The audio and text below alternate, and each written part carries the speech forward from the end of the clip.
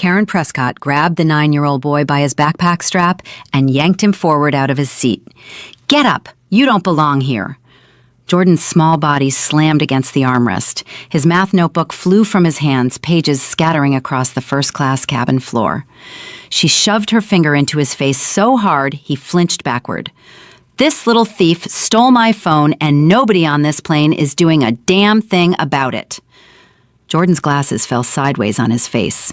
Blood trickled from a scratch on his arm where the armrest had cut him. His voice came out broken, barely a breath. "Please stop. I didn't take anything." She didn't stop. She grabbed his backpack and dumped everything onto the floor. "Somebody call the cops right now! If you stand against injustice, hit that subscribe button right now. Tell us what city you're watching from in the comments, and stay until the very end, because this woman is about to regret every single second of what she just did to this child. 3 hours before that moment of chaos, before the screaming and the accusations and the tears of an innocent child, Flight 512 from Los Angeles to Boston was just another Tuesday morning departure out of LAX. Gate 47, Terminal 4. Nothing special. Nothing unusual, just another plane full of people heading east for business, family, or whatever reason people fly across the country on a random Tuesday in October. Jordan Mitchell walked through the jet bridge, holding his backpack straps with both hands the way his father had taught him. Shoulders straight, head up, walk like you have somewhere important to be, son. That's what his dad always said. And Jordan did have somewhere important to be. He was heading to the Massachusetts Institute of Technology, MIT, where in 3 days he would become the youngest person in history to be admitted into their Advanced Mathematics Summer Research Program. 9 years old. Let that sink in for a moment. 9 years old and already solving equations that made graduate students want to cry. But you wouldn't know any of that just by looking at him. He was a small kid, thin, wearing a navy blue polo shirt that his grandmother had ironed that morning, khaki pants with a crease down the front, and a pair of clean white sneakers that he'd picked out himself. He looked like any other well-dressed child you might see traveling, maybe a little quieter than most kids his age, maybe a little more serious, but nothing about his appearance screamed genius or billionaire's son or history maker.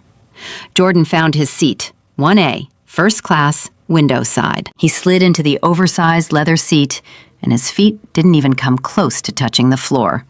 He pulled out his tablet, opened his notebook, and within 30 seconds he was completely lost in a world of numbers. Differential equations, calculus problems that his professor at UCLA, yes, he had a professor at UCLA, had assigned him last week. Jordan worked through them the way other 9-year-olds played video games, with total focus, total joy, and absolutely no awareness of the world around him. He had no idea that the woman boarding the plane 6 rows behind him was about to turn his life into a nightmare. Karen Prescott walked down the aisle of first class with the energy of someone who believed the entire airplane had been built specifically for her convenience. She was 42 years old, blonde hair pulled tight into a bun that seemed to stretch the skin on her forehead, wearing a business suit that she'd bought on sale at Nordstrom but told everyone was designer. She carried a leather briefcase in one hand and a Starbucks cup in the other, and she looked at every passenger she passed with the kind of quick, dismissive glance that sorted people into categories. Belongs here, doesn't belong here.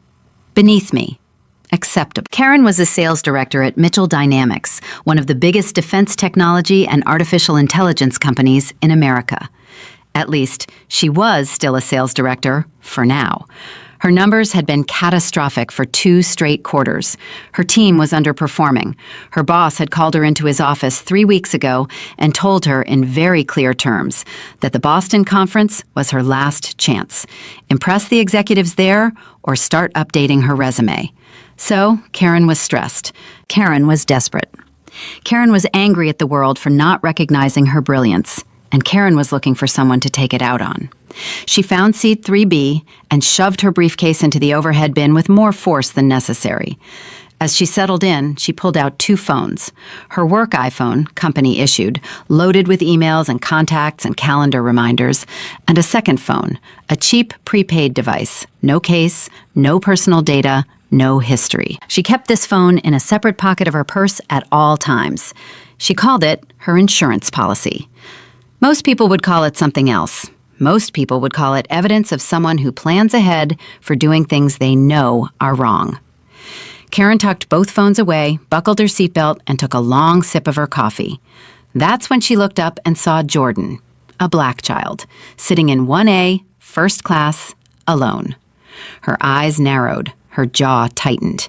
Something shifted behind her expression, something dark and familiar, something she'd carried her whole life but had learned to keep hidden in professional settings. In her mind, a calculation was already beginning.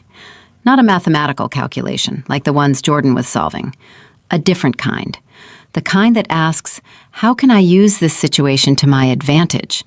The kind that starts with the assumption that certain people don't belong in certain places. She didn't say anything yet. Not right away. She watched him for a few minutes, watched him scribble in his notebook, watched him tap on his tablet, watched his small feet swing back and forth above the floor because he was too short to reach it.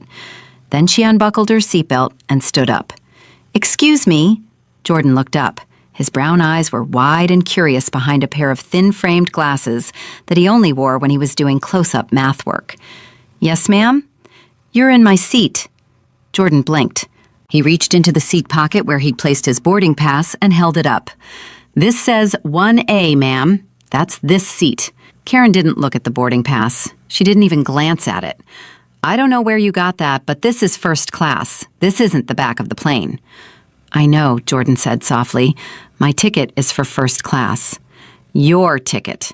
Karen let out a short, sharp laugh that had no humor in it. "Sweetheart, do you even know how much a first-class ticket costs on this route? Where are your parents?" "My dad's assistant booked my flight. I'm going to Boston for a math program." A math program. Karen repeated the words like they were the most ridiculous thing she'd ever heard.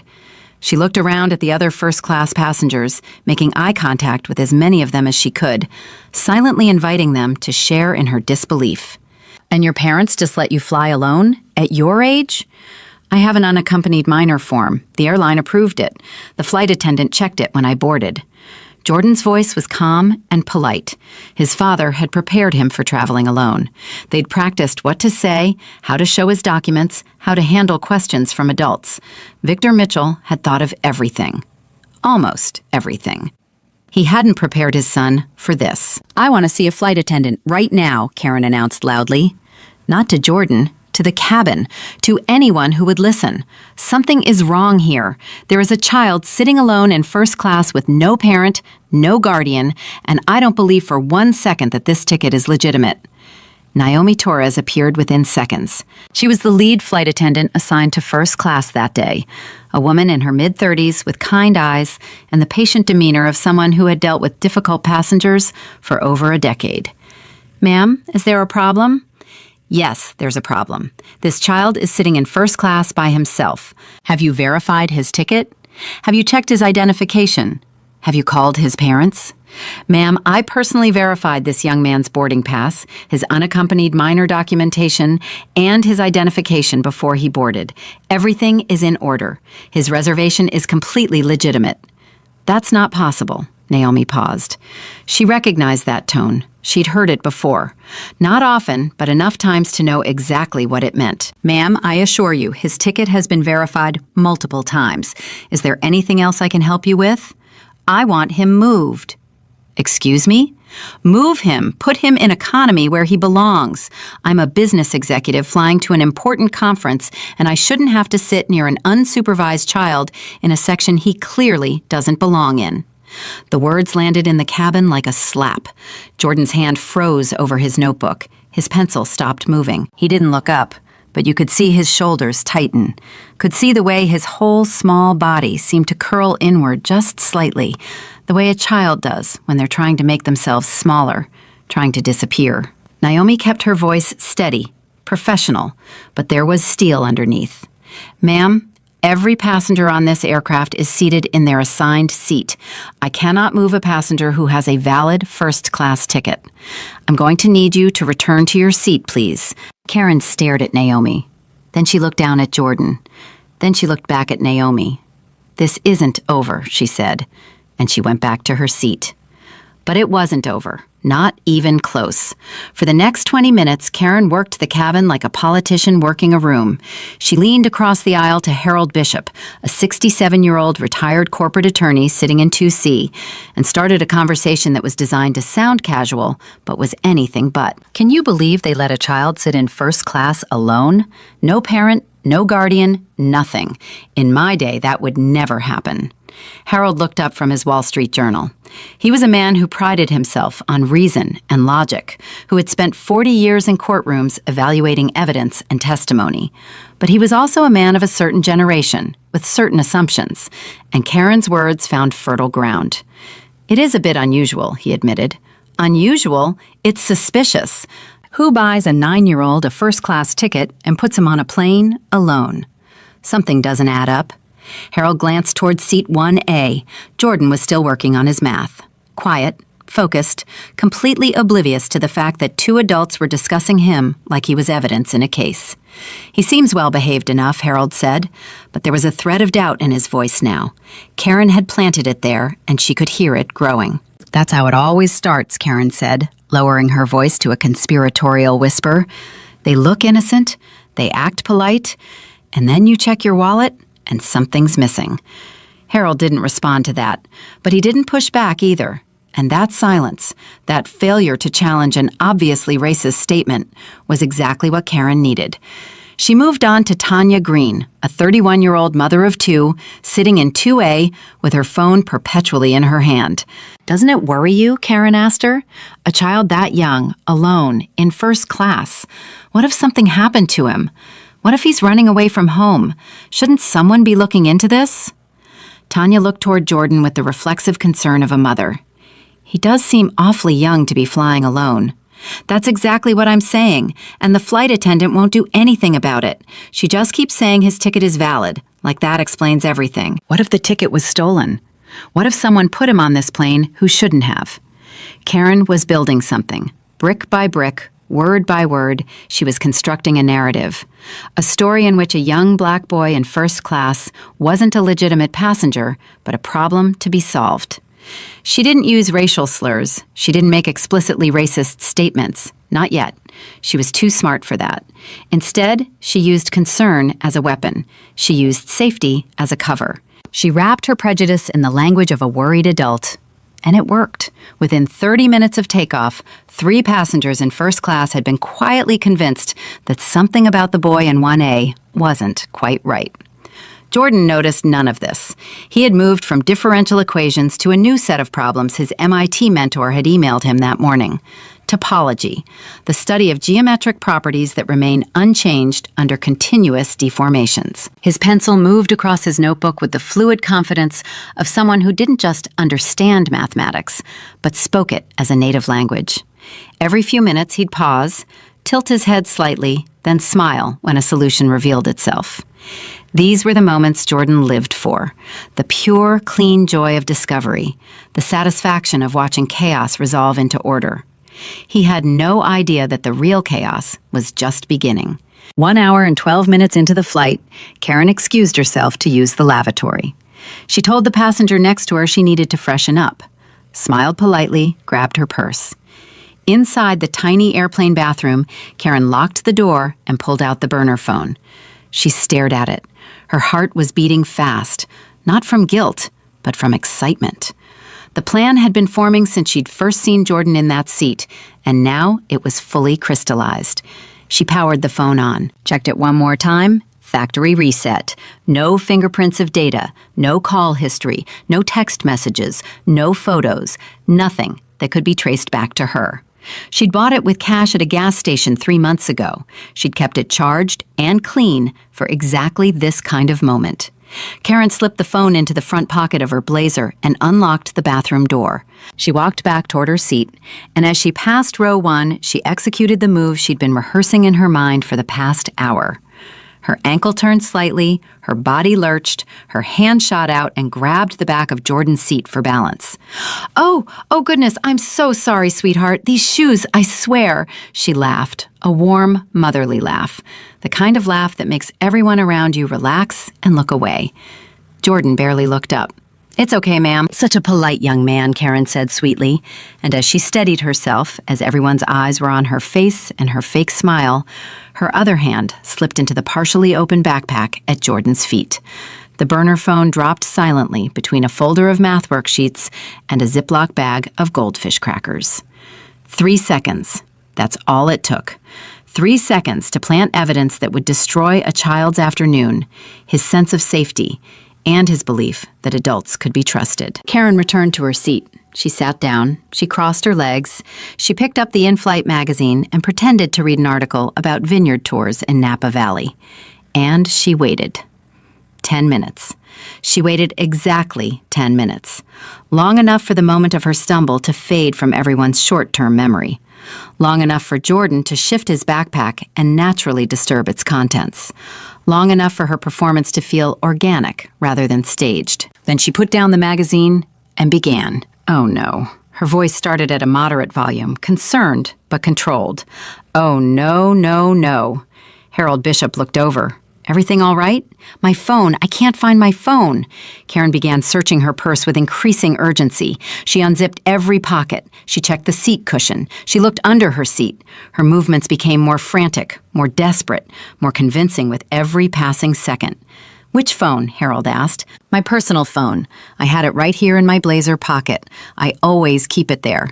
It has everything on it. My banking apps, my personal photos, my contacts.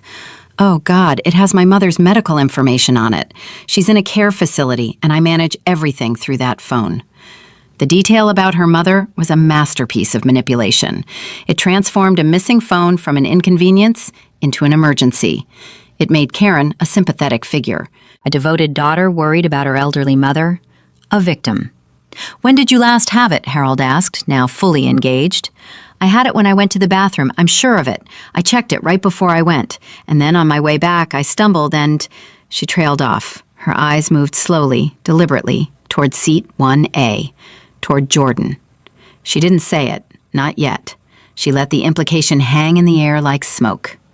Harold followed her gaze. His eyebrows drew together. "When I stumbled," Karen continued, her voice getting thicker with manufactured emotion, "I grabbed his seat. He was right there. And now my phone is gone." "Now hold on," Harold said, but his voice carried more curiosity than objection. "You think the boy—" "I'm not accusing anyone," Karen said, which was, of course, exactly what she was doing. "I'm just saying I had my phone, I walked past his seat, and now I don't have my phone. Those are facts. I'm just stating facts." Tanya Green had been listening from across the aisle. She leaned in. "Did you check the bathroom? Maybe you left it in there." "I'll go check," Karen said, and she did. She went back to the bathroom, pretended to search, and returned looking even more distressed. "It's not there. It's nowhere. That phone has my entire life on it." Now 3 passengers were invested in the missing phone drama. Karen could feel the energy building, the concern shifting, the suspicion growing. She called Naomi over. "I need help. My phone is missing. I've looked everywhere." Naomi was immediately attentive. "Of course, ma'am. Let's do a thorough search of your area. Sometimes phones slip between seat cushions or fall into unusual spots." They searched Karen's seat area together, under the seat, between the cushions, in the overhead bin, in the magazine pocket. Nothing. Because of course there was nothing. The phone was in Jordan's backpack, where Karen had put it. "Ma'am, I'm going to ask nearby passengers if anyone has seen it," Naomi said. "I know where it is," Karen said, and now her voice changed. The concerned daughter was gone. The desperate businesswoman was gone. What emerged was something harder, colder, more deliberate.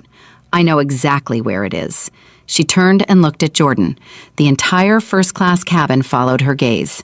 "That boy has my phone."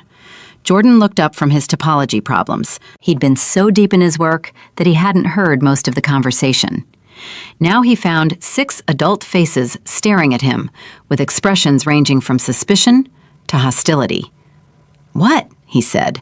The word came out small and confused. "My phone disappeared right after I stumbled near your seat," Karen said, and now she was speaking loudly, projecting, making sure every passenger in first class could hear every word. "You were the only one near me. I want you to open your bag right now." "Ma'am," Naomi stepped between Karen and Jordan. I need you to lower your voice. You cannot make accusations against a minor without evidence. Without evidence? My phone is gone, and he was the only person near me. That is evidence. What more do you need? Harold Bishop cleared his throat. Maybe the boy should just open his bag. If he's got nothing to hide, it'll clear the whole thing up. I didn't take anything, Jordan said. His voice was starting to shake now. He could feel what was happening, even if he didn't fully understand it. He could feel the walls closing in. He could feel the adult world turning against him for reasons that had nothing to do with anything he'd done. Then open your bag, Karen demanded. Ma'am, he is a minor, and he does not have to submit to a search based on your accusation alone, Naomi said firmly. Are you protecting a thief? Karen's voice went up another octave. Are you seriously protecting a child who stole my phone? What kind of airline is this? I want to speak to the captain. I want to speak to someone in charge. This is unbelievable. Other passengers were turning around now. People from the rows behind first class were craning their necks to see what the commotion was about. The cabin was filling with that particular electric tension that happens when a group of strangers collectively decides that something important is happening and they need to pick a side. Let me just check, Jordan said quietly. He wanted it to stop. He wanted the staring to stop. He wanted the loud voice to stop. He wanted to go back to his numbers, where everything made sense, where 2 + 2 always equaled 4, regardless of what color you were. I'll open my bag. I know I didn't take anything. Jordan, you don't have to do that, Naomi said gently. I know, but I want to, because I didn't do anything wrong. Those words, I didn't do anything wrong, spoken with the simple conviction of a child who still believed that truth was enough to protect you, who still believed that innocence was its own shield, who hadn't yet learned the brutal lesson that in certain situations, for certain people, innocence means nothing when the verdict has already been decided. Jordan reached down and unzipped his backpack. He pulled out his math folder. He pulled out his Ziploc bag of goldfish crackers. He pulled out his tablet charger. And then a phone he'd never seen before tumbled out onto the cabin floor. It bounced once on the carpet and landed screen up, its blank factory reset home screen glowing like an accusation. The silence that followed lasted exactly 1.5 seconds. Then Karen Prescott erupted. There it is! That's my phone! He stole my phone! I told you! I told all of you! Jordan stared at the phone on the floor. His brain, the same brain that could process doctoral-level mathematics, could not process what he was seeing. A phone that wasn't his had just fallen out of his bag. A phone he'd never touched, never seen, never known existed. That's not mine, he stammered. I don't know how that got there. That's not my phone. I didn't put that there. Liar, Karen screamed. You sat there pretending to be some innocent little angel, and you stole from me the second I walked past. I want him arrested. Harold Bishop shook his head slowly. I saw it fall out of his bag with my own eyes. That's pretty clear evidence. Tanya Green had her phone up, recording.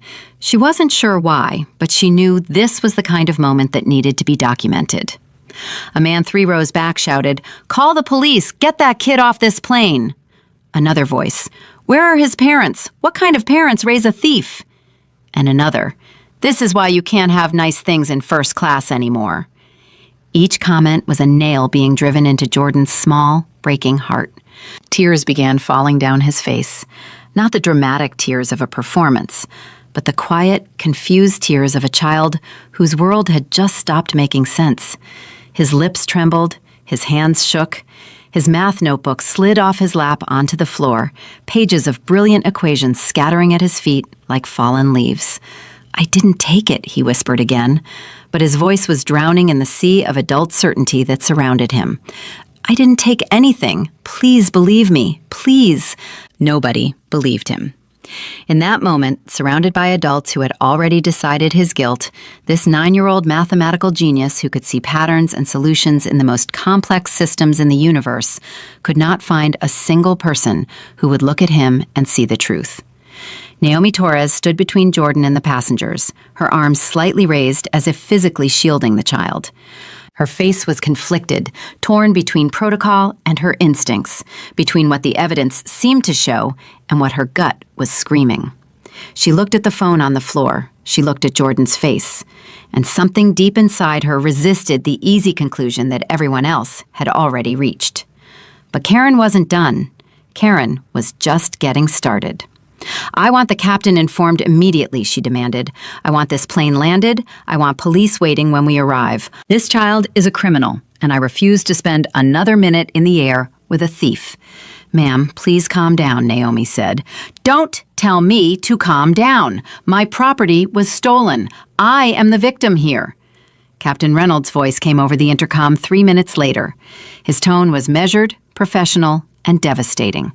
"Ladies and gentlemen, this is your captain speaking. Due to a security incident in the cabin, I've made the decision to divert this flight to Denver International Airport. We will be on the ground in approximately 45 minutes. I ask that everyone remain in their seats with their seatbelts fastened. Thank you for your patience." A cheer went up from several passengers. An actual cheer. Adults cheering because a plane was making an emergency landing so that police could arrest a 9-year-old child. Jordan heard that cheer and something inside him broke. Not loudly, not dramatically, quietly, the way a bone cracks under sustained pressure. He picked up his math notebook from the floor with trembling hands, smoothed the wrinkled pages, and clutched it to his chest like a shield, like the only friend he had left in the world. Because in that moment, it was. And in seat 4B, a man named Derek Hayes sat perfectly still. He had not said a single word during the entire confrontation. He had not stood up. He had not joined the shouting. He had simply watched and recorded and waited. Because Derek Hayes was not a businessman flying to Boston. Derek Hayes was a federal air marshal, and he had seen everything. He had seen Karen Prescott stumble. He had seen her hand go into the backpack. He had seen her plant the phone. He had watched the entire frame job unfold in real time with the trained eye of someone who had spent 15 years identifying threats on commercial aircraft. And as the plane began its descent toward Denver, as Jordan Mitchell cried silently into his math notebook, as Karen Prescott smiled with the satisfaction of a woman who believed she had won, Agent Derek Hayes made a quiet phone call from his seat. The call lasted 11 seconds. He spoke 4 words. "We have a situation." Then he hung up and continued watching. Because the situation was far from over. And when it finally resolved, it would resolve in a way that nobody on that aircraft, least of all Karen Prescott, could possibly see coming. 43 minutes. That's how long it took for Flight 512 to descend from cruising altitude and touch down at Denver International Airport. 43 minutes of pure, concentrated hell for a 9-year-old boy who had done nothing wrong except exist in a space where a grown woman decided he didn't belong. Jordan hadn't moved from seat 1A. His torn math notebook, the one Karen had ripped in half, sat in 2 pieces on his lap. He'd tried to press the halves together, lining up the ragged edges like maybe if he held them tight enough, the equations would reconnect and the world would make sense again. But paper doesn't heal itself. And neither do children who've just learned that adults can be monsters. The scratch on his wrist had stopped bleeding, but the thin red line was still visible. Naomi Torres had brought him a Band-Aid and a cup of water. She'd knelt beside his seat and spoken softly. "Jordan, I need you to know that I believe you. I don't know what happened with that phone, but I believe you." Jordan looked at her with eyes that had aged 10 years in the last hour. "Then why can't you make them stop?" Naomi didn't have an answer for that. She wanted to say, because the world isn't fair. She wanted to say, because sometimes adults are cowards. She wanted to say, because I'm a flight attendant, and there are 30 people on this plane who think you're guilty, and I'm just one person who thinks you're not. But she couldn't say any of those things to a 9-year-old. So she just squeezed his hand and said, "Your dad is going to fix this, I promise." "My dad doesn't know what's happening," Jordan whispered. "Nobody called my dad." That sentence hit Naomi like a punch to the chest. She stood up and walked directly to the intercom phone at the front of the cabin. She called the cockpit. Captain Reynolds, the minor in 1A is requesting contact with his parent. He has a right to that contact under our unaccompanied minor policy. I need authorization to facilitate a phone call before we land. Captain Reynolds' voice came back clipped and bureaucratic. The police have been contacted. They'll handle parental notification upon landing. We're not making personal calls from the cockpit. Captain, he's 9 years old and he's terrified. And there's an accusation of theft that needs to be investigated. Let the police sort it out, Naomi. That's final. Naomi hung up the phone. Her hands were shaking. She looked back at Jordan, who was watching her with hope in his eyes. And she had to look away because she couldn't bear to tell him that nobody in authority cared enough to let a scared child call his father. Karen Prescott, meanwhile, had spent the descent doing what she did best, talking, building alliances, strengthening her narrative. She'd moved to the empty seat next to Harold Bishop and was speaking in that particular tone of voice that racists use when they think they're being reasonable. I feel terrible about this whole situation, Harold. I really do. I didn't want to cause a scene, but what was I supposed to do? Just let someone steal from me and say nothing? Harold nodded slowly. You did what anyone would do. Exactly. And the fact that he's a child makes it worse, not better. Because where did he learn this behavior? Who taught him that stealing is acceptable? This is a parenting failure. This is what happens when there's no structure, no discipline, no values in the home. She never said the word black. She never mentioned race directly. She didn't have to. The code words did the work for her. No structure, no discipline, no values. Every person listening understood exactly what she meant and who she was talking about. The really sad part, Karen continued, lowering her voice to a confessional whisper, is that I tried to give him the benefit of the doubt. When I first saw him sitting there, I thought, good for him. Maybe he earned this somehow. Maybe his family worked hard. I wanted to believe the best. This was a lie so brazen it should have been visible from space. Karen Prescott had not given Jordan the benefit of anything. She had targeted him from the moment she saw his face. But the lie served its purpose. It repositioned her as the reasonable one, the generous one, the woman who had tried to see the best in people and been burned for it. Harold Bishop bought it completely. You're a good person, Karen. Don't let this make you cynical. Tanya Green, still holding her phone, had been recording intermittently throughout the flight. She'd captured Karen's initial confrontation, the moment the phone fell from Jordan's bag, and several of the heated exchanges that followed. But she hadn't recorded the stumble. She hadn't recorded the plant. She'd been looking at her own phone when Karen slipped the burner into Jordan's backpack. The footage she had told one story. The truth was something else entirely. The plane touched down hard, the kind of landing that jolts you forward against your seatbelt and makes you grab the armrests. Jordan's body lurched, and the two halves of his notebook slid off his lap onto the floor again. He didn't pick them up this time. He just stared at them. Through the window, he could see the flashing lights, red and blue, spinning and strobing across the tarmac like some kind of terrible carnival. Police cars, an airport security vehicle, an ambulance, because apparently someone had called in a medical concern as well. All of this for a 9-year-old boy and a phone he'd never touched. Good, said a woman in row 4. About time. Hope they search him properly, muttered a man behind her. Kids these days hide things everywhere. His parents should be arrested too, Karen added loudly, for neglect. What kind of mother and father put a child on a plane alone? Jordan heard that. He heard every word. And for the first time since this nightmare began, something other than fear and confusion crossed his face. It was anger. Small, quiet, 9-year-old anger that didn't know how to express itself except through the tightening of his jaw and the clenching of his fists around the torn edges of his notebook. My dad is a good dad, he said. Not loudly, not aggressively, but with a firmness that made several passengers actually turn to look at him. My dad is the best dad in the world. Don't talk about my dad. Oh, sweetheart, Karen said with poisonous sweetness. If your dad was so great, he'd be here instead of sending you on a plane by yourself. Naomi stepped in immediately. That's enough. Ma'am, I am telling you right now to stop speaking to this child. You will not address him again. Am I clear? Karen raised both hands in mock surrender. I'm just stating facts, but fine, the police can handle it from here. The jet bridge connected, the cabin door opened, and the sound of heavy footsteps filled the front of the aircraft. Detective James Owens was the first aboard. He was a big man, 6'3", broad shoulders, the kind of build that filled doorways. His badge hung from a lanyard around his neck, and his hand rested on his belt, near his holster. Not on his weapon, near it.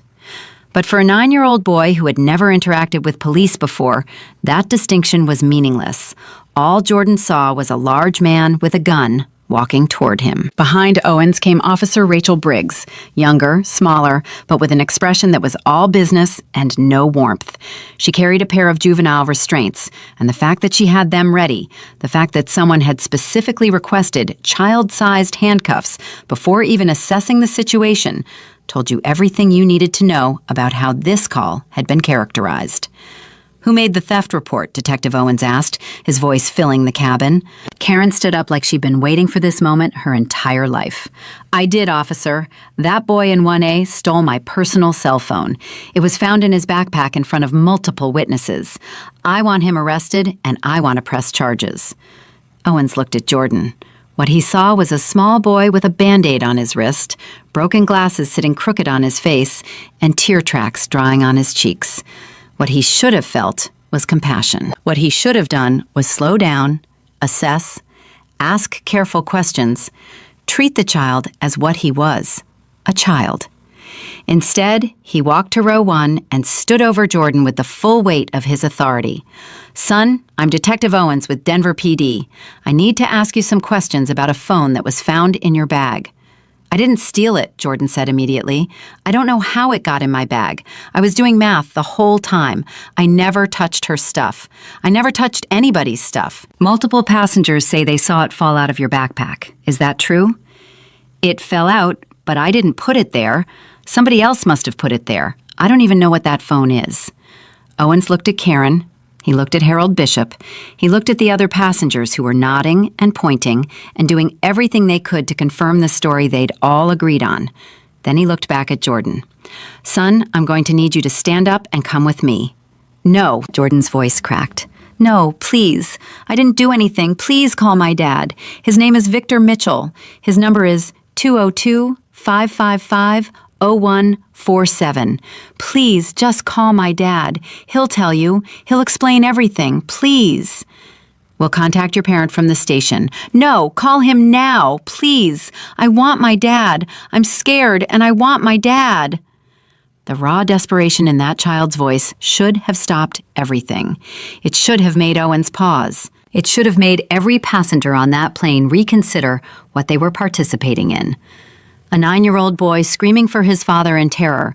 That sound is supposed to trigger something primal in adults, something protective, something decent. Instead, Officer Briggs stepped forward with the juvenile restraints. Naomi Torres moved so fast, she surprised even herself. She stepped directly between Briggs and Jordan, her body physically blocking access to the child. "You are not putting handcuffs on this boy." "Ma'am, step aside. This is a police matter."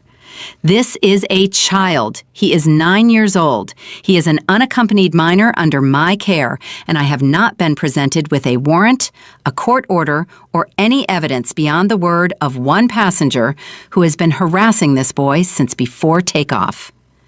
"The evidence was found in his bag," Owens said.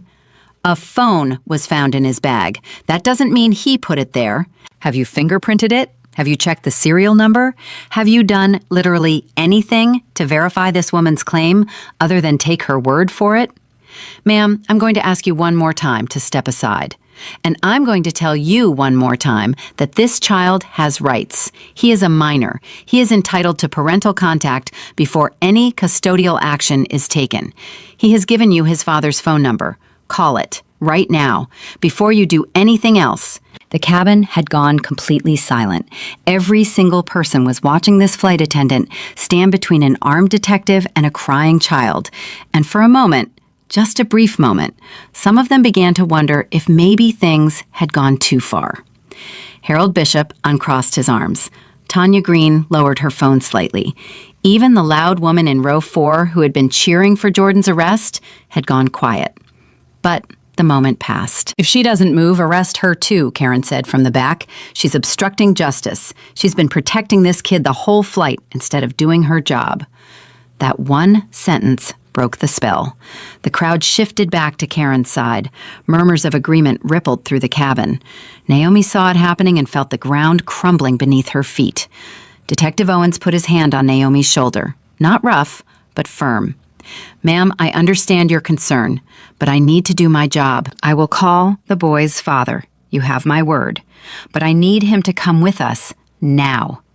Naomi looked down at Jordan. His eyes were begging her, "Stay, protect me, don't let them take me." She had never felt more powerless in her life. "I'll call your dad, Jordan," she said, her voice breaking. "I promise. I will call him myself." "Don't leave me," Jordan whispered. "Please don't leave me alone." "I'm not leaving you. I'm going to be right here." Officer Briggs moved around Naomi and knelt in front of Jordan. To her credit, her voice was softer than expected. "I need you to stand up and put your hands in front of you, okay? These are going to go on your wrists. They won't hurt." "Why?" Jordan's question was so simple, it was devastating. "Why are you doing this? I didn't steal anything." "It's procedure, son." "But I didn't do anything." Briggs put the restraints on him. The click of those tiny handcuffs closing around those tiny wrists was the loudest sound on the aircraft. It echoed. It resonated. It hung in the air like a verdict delivered before a trial. Jordan Mitchell, 9 years old, mathematical prodigy, son of a billionaire, stood in the aisle of a first-class cabin in handcuffs. His torn notebook on the floor behind him, his cracked tablet in his backpack, his broken glasses on his face. Blood dried on his wrist beneath a Band-Aid that a kind flight attendant had placed there. And Karen Prescott watched with a smile. Not a big smile, not an obvious one. A small, satisfied curve of the lips that she quickly covered with her hand, pretending to be overcome with emotion. "I'm sorry it had to come to this," she said to Harold, just loud enough for others to hear. "I really am. But actions have consequences, even for children." Owens guided Jordan down the aisle toward the exit. The boy walked slowly, not because he was resisting, but because his legs were shaking so badly he could barely stay upright. Every step was effort. Every step was humiliation. Every step took him further from the safety of his seat and deeper into a nightmare that his 9-year-old mind still couldn't fully comprehend. As he passed row 4, a man actually pulled his bag closer to his body, as if a handcuffed child escorted by 2 police officers might somehow steal his luggage on the way out. Jordan saw that. He saw the man pull his bag away, and he understood what it meant, even if he couldn't articulate it. It meant that to these people, he wasn't a child. He wasn't a person. He was a threat, something to protect yourself from, something to fear.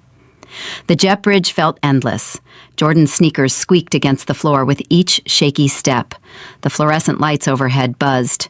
Owens walked behind him. Briggs walked beside him. And somewhere behind them, Naomi Torres was arguing with Captain Reynolds, demanding to be allowed to accompany the child, demanding that someone call Victor Mitchell immediately, demanding that basic human decency be applied to this situation.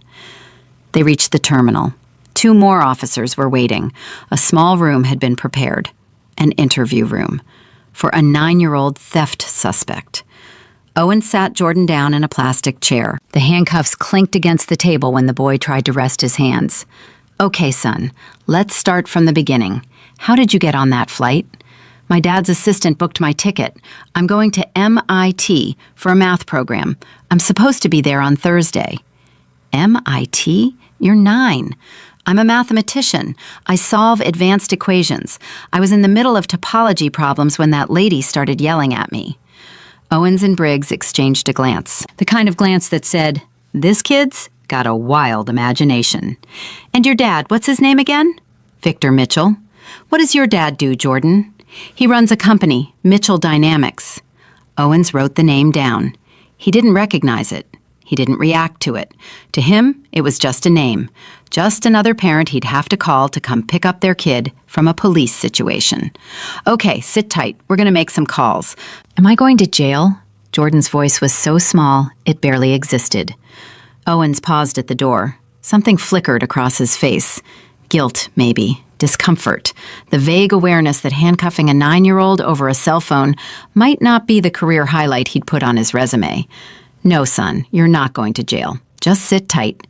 He closed the door. Jordan was alone. Alone in a room that smelled like coffee and cleaning products, sitting in a chair too big for his body, wearing handcuffs too heavy for his wrists, trying to understand a world that had just proved itself to be crueler than any equation he'd ever faced. He closed his eyes and began reciting prime numbers in his head. 2, 3, 5, 7, 11, 13, 17, 19, 23. It was what he always did when he was scared. His dad had taught him that trick. When the world gets loud, find something quiet inside your head. Numbers are always quiet, son. Numbers always tell the truth. Back on the plane, Karen Prescott was collecting her things with the leisurely satisfaction of someone who had just won a major victory. She chatted with Harold Bishop about the Boston conference. She told Tanya Green that she hoped the airline would compensate them for the inconvenience. She straightened her blazer, checked her makeup in a compact mirror, and prepared to deplane as if nothing extraordinary had happened. She had no idea that Naomi Torres had already reached Victor Mitchell. She had no idea that Naomi, defying Captain Reynolds' direct order, had used her personal cell phone to dial the number Jordan had been desperately reciting for the past 2 hours. She had no idea that the words she heard Naomi say into that phone, "Mr. Mitchell, your son has been arrested at Denver International Airport," had just activated a chain of events that would make a military operation look casual. And she absolutely had no idea that in seat 4B, Agent Derek Hayes had already transmitted his body camera footage to the Federal Air Marshal Service Command Center, along with a detailed incident report that included one particular sentence. That sentence read, "Observed adult female passenger deliberately plant personal device in minor's belongings with apparent intent to fabricate theft allegation." 12 minutes. That's how long it took Victor Mitchell to get airborne from his office in Washington, D.C. 12 minutes from phone call to wheels up on a private jet capable of crossing the country in under 4 hours. But Denver was closer, 2 hours and change. And Victor Mitchell had resources in Denver, attorneys, security personnel, people who could be at that airport in 20 minutes. The first call Victor made after hanging up with Naomi was to his head of corporate security. The second was to the managing partner of the most feared litigation firm in Colorado. The third was to a United States senator who happened to owe him a favor. Karen Prescott pulled her carry-on from the overhead bin and walked off Flight 512 with her head held high. She passed through the jet bridge humming softly to herself. She had no idea that 17 minutes away, 3 black SUVs were already cutting through Denver traffic at speeds that would have earned anyone else a ticket. She had no idea that the little boy she had framed, humiliated, and physically assaulted was sitting alone in a room reciting prime numbers through his tears. And she had absolutely no idea that she had just committed a federal crime against the son of one of the most powerful men in the United States of America. 217, 223, 227, 229. Jordan had reached the prime numbers in the 200s when the door of the interview room opened. He flinched so hard his handcuffs rattled against the table. Every time that door opened, his heart seized because he didn't know if the person walking through it would be someone who wanted to help him or someone else who had already decided he was guilty. Detective Owens stepped in carrying a paper cup of water. He set it in front of Jordan without a word and sat down across the table. He opened a folder. He clicked a pen, and then he just looked at the boy for a long moment, the way people look at puzzles they can't quite figure out. "Jordan, I called the number you gave me." Jordan's whole body leaned forward. "My dad? Did you talk to my dad?" "I spoke with someone at that number. They confirmed your father's name is Victor Mitchell and that you were traveling on Flight 512 to Boston." "See, I told you everything was real. Can I go now? Can you take these off?" He lifted his wrists. The handcuffs caught the fluorescent light. Owens didn't answer the question.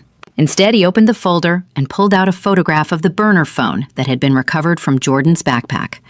"Jordan, I need you to look at this phone and tell me if you've ever seen it before today." "No, never. That's not my phone. I have an iPad that my dad gave me for math. I don't even have a phone. My dad says I'm too young for a phone." "So you've never seen this device before?" "No, sir. I already told you that. I told everybody that. Nobody listens to me." That last sentence landed differently than Jordan intended. He said it as a statement of fact, the frustrated observation of a child who had been ignored for hours. But Owens heard something else in it. He heard the exhaustion of someone who had been telling the truth over and over and over and meeting the same wall of disbelief every single time. Owens clicked his pen again. He looked at the photo. He looked at Jordan. He looked at the handcuffs on those small wrists. And for the first time since he'd boarded that aircraft, a crack appeared in his professional certainty. "Okay," he said slowly. "Sit tight for a few more minutes. You keep saying that. You keep saying sit tight, but I've been sitting here for a long time and nobody is helping me." Owens stood up. He paused at the door. He turned back. "I'm going to check some things out, Jordan. I'll be back." "Is my dad coming?" "Someone is coming." He closed the door. Jordan stared at the water cup. He didn't drink it. He didn't trust anything anymore. He went back to his prime numbers: 233, 239, 241. Out in the terminal corridor, Owens pulled Officer Briggs aside. "Something doesn't sit right with me." "What do you mean? The phone was in his bag. We have a dozen witnesses." "We have a dozen witnesses who saw a phone fall out of a bag. That's not the same thing as a dozen witnesses who saw him steal it." Briggs crossed her arms. "You think an adult planted a phone in a kid's backpack? On an airplane? That's a stretch, Detective." "Maybe, but that kid in there doesn't act like any thief I've ever interviewed. 9-year-old kids who steal phones don't talk about calculus and MIT. They don't recite their father's phone number from memory with perfect calm. They don't ask for their parents and cooperate fully. Kids are good actors.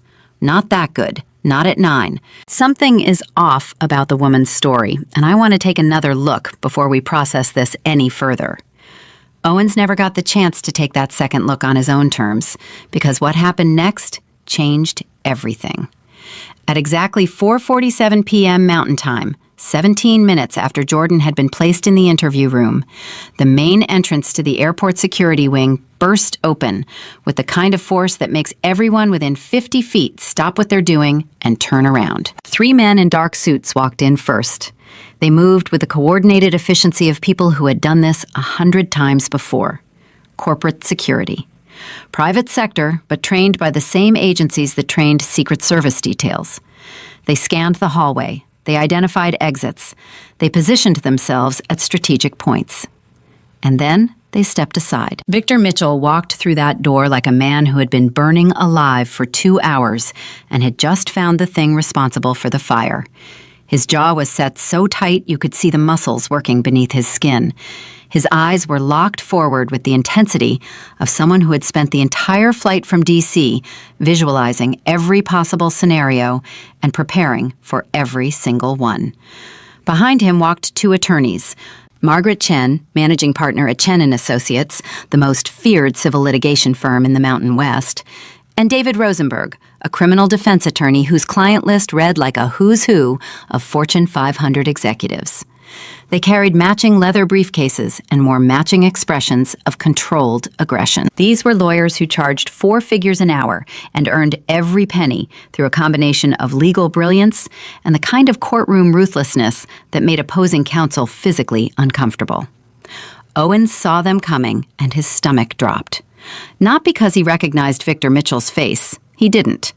But because he recognized the formation. He recognized the energy. He'd been a detective long enough to know exactly what it looked like when serious money and serious power walked into a room. And what he was seeing now was the most serious version of that he had ever encountered in his career. "I'm Victor Mitchell," Victor said, and his voice carried a controlled fury that was more intimidating than any shout could ever be. "My son Jordan Mitchell is being held in this facility. I want to see him immediately." Owens stepped forward. "Mr. Mitchell, I'm Detective Owens. I've been handling your son's case. Before you see him, I need to brief you on the situation." No, before anything else happens, I see my son. That is not a request. Margaret Chen stepped beside Victor. Detective, our client's minor child has been detained without parental notification for over 30 minutes. Under Colorado law, a parent or legal guardian must be notified immediately upon the detention of a minor. Immediately, not 30 minutes later. Not when it's convenient. Immediately. Every minute of delay is a separate violation. I will be documenting each one. Owens looked at Briggs. Briggs looked at the floor. Neither of them had called Victor Mitchell. Naomi Torres had done it on her own, defying her captain's orders. If she hadn't made that call, this 9-year-old boy could have sat in that room for hours before anyone with legal authority to protect him even knew where he was. This way, Owens said. He led them down the corridor. Victor's footsteps were fast, almost running. When they reached the interview room, Owens opened the door, and Victor Mitchell saw his son for the first time in 6 hours. Jordan was sitting in an adult-sized chair with his hands on the table, handcuffs on his wrists, Band-Aid on his arm, glasses crooked on his face, tear tracks dried on his cheeks, his torn math notebook pressed against his chest like a shield. Daddy. That one word, that single syllable. It carried more pain, more relief, more need than most people express in entire lifetimes. Jordan's composure, the composure he had fought to maintain through hours of accusation and humiliation and fear, shattered completely. He didn't cry. He wailed, the deep, shaking, full-body sobs of a child who had been holding himself together with nothing but prime numbers and the desperate hope that someone who loved him would eventually come. Victor crossed the room in 2 strides. He dropped to his knees in front of his son and pulled him into his arms so tightly that neither of them could breathe. I'm here. Daddy's here. I've got you. Nobody is going to hurt you again. I've got you, son. Jordan buried his face in his father's chest and sobbed. His small body shook violently. His handcuffed hands clutched at Victor's jacket. Daddy, I didn't steal anything. I didn't do it. The lady put something in my bag, and everybody believed her, and nobody believed me. And they put these on me, and I was so scared, Daddy. I was so scared. Victor looked down at the handcuffs on his son's wrists. His expression changed. It went from anguish to something else. Something colder, something that made Detective Owens take an involuntary step backward. Take these off my son right now. Mr. Mitchell, he's technically still in custody pending. Take them off now. The volume of Victor's voice made the walls vibrate. It wasn't just loud. It was the voice of a man who employed 30,000 people, who had sat across the table from heads of state, who had testified before Congress, who had built a $12 billion company from nothing. It was the voice of absolute authority, and it left zero room for negotiation. Briggs stepped forward and unlocked the handcuffs. They fell away from Jordan's wrists, and the red marks they left behind were visible to everyone in the room. Victor saw those marks. He photographed them with his phone. Margaret Chen photographed them with her phone. David Rosenberg photographed them with his phone. 3 separate photographic records of injuries inflicted on a 9-year-old child during an unlawful detention. Every attorney in that room knew exactly what those photographs were worth. Victor held Jordan for another full minute without speaking. He just held him. He pressed his lips to the top of his son's head. He closed his eyes. And when he opened them again, the father was still there, but so was the billionaire, and the billionaire was ready for war. Detective Owens, I want to know exactly what happened on that flight, every detail, and I want to know who the woman is who accused my son. Owens cleared his throat. A passenger named Karen Prescott reported that her personal cell phone was stolen during the flight. She identified your son as the suspect. The phone was found in his backpack. Multiple passengers corroborated her account. Karen Prescott, Victor repeated the name. His eyes narrowed. Something clicked behind his expression, but he didn't say anything about it yet. And this phone that was found in my son's bag, where is it now? In evidence. Has it been forensically examined? Not yet. We just recovered it an hour ago. Has anyone checked whether it's actually registered to Karen Prescott? Has anyone pulled the serial number, the purchase records, the call history, the activation date? Has anyone done anything at all to verify that this phone belongs to the person who claims it was stolen? The silence that followed was devastating. Owens had not done any of those things. In the rush to respond to the accusation, in the pressure of multiple witnesses all confirming the same story, in the assumption that a crying adult woman was more credible than a crying child, basic investigative steps had been skipped entirely. "I'll take that as a no," Victor said quietly, and that quiet was more damaging than any shout. Margaret Chen opened her briefcase. "Detective, we're going to need a full incident report. The names of every officer involved, badge numbers, the body camera footage from the detention, the original complaint filed by Ms. Prescott, and the passenger manifest for Flight 512. We need these within the hour." "That's going to take time to compile. Then I suggest you start immediately, because every hour that passes is an hour I'm adding to the civil complaint I'll be filing on behalf of Jordan Mitchell against the Denver Police Department, the airline, and every individual who participated in the unlawful detention and physical restraint of a 9-year-old child." Owens felt the ground shifting beneath his feet. What had started as a routine theft call was transforming into something that could end careers, including his own. "Mr. Mitchell, I want to assure you that we followed standard procedure." "Standard procedure," Victor's voice was ice. "Your standard procedure put handcuffs on a 9-year-old boy without calling his parent. Your standard procedure left my son alone in an interrogation room for over 30 minutes. Your standard procedure took the word of an adult stranger over the word of a child without conducting even the most basic investigation. If that's your standard procedure, detective, then your standard procedure is going to cost this department more money than it has ever seen." The door to the interview room opened again. One of Victor's security personnel stepped in. "Sir, we have something you need to see. The Federal Air Marshal on Flight 512 has been in contact with our team. He has video evidence." Every person in the room froze. "What video evidence?" Owens asked. "The Air Marshal observed and recorded the entire incident on his body camera. He says the phone was planted." Victor looked at Owens. Owens looked at Briggs. Briggs looked at the floor again, because the floor was the only thing in the room that wasn't about to destroy her career. "Bring him in," Victor said. 3 minutes later, Agent Derek Hayes walked into the room. He was calm, measured. The kind of calm that comes from absolute certainty about what you've witnessed and complete confidence in the evidence you hold. He showed his federal credentials to Owens, who verified them with a radio call that took 90 seconds and came back confirmed. "I was assigned to Flight 512 as an undercover air security officer," Hayes said. "I was seated in 4B. I had a clear line of sight to the first-class cabin.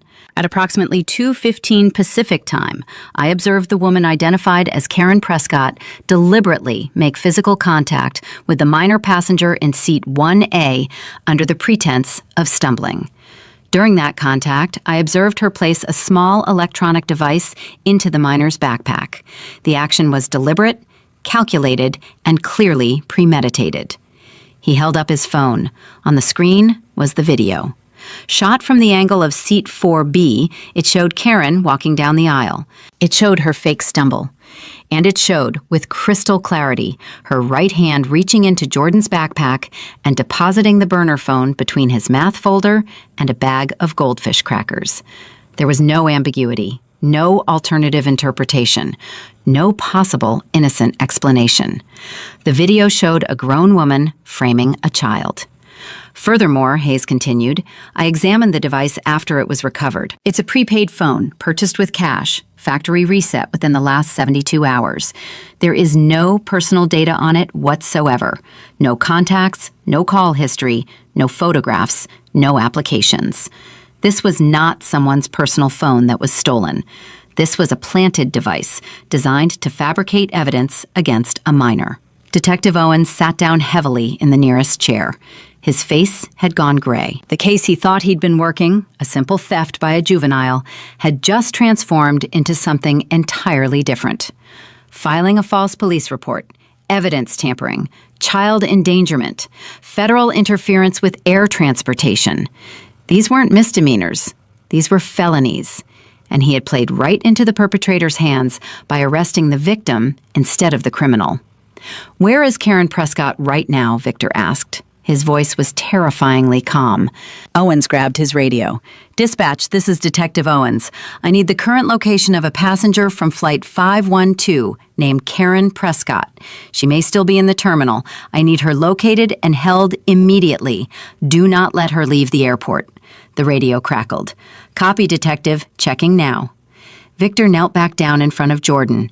His son had stopped sobbing, but his eyes were red and swollen, and he still clutched the torn notebook against his body. "Jordan, son, look at me." Jordan looked up. "The man over there, Agent Hayes, he saw everything. He saw what that woman did. He has it on video. Everyone is going to know the truth. You did nothing wrong. Do you hear me? You did absolutely nothing wrong." "I know, Daddy. I tried to tell them. I tried to tell everybody." "I know you did, and I am so proud of you. You were brave. You were honest.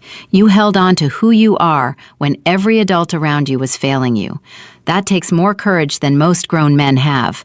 Jordan looked down at his wrists. The red marks from the handcuffs were still visible. "It hurt, Daddy. It hurt, and I kept telling them I didn't do anything, and they still put them on me." Victor closed his eyes.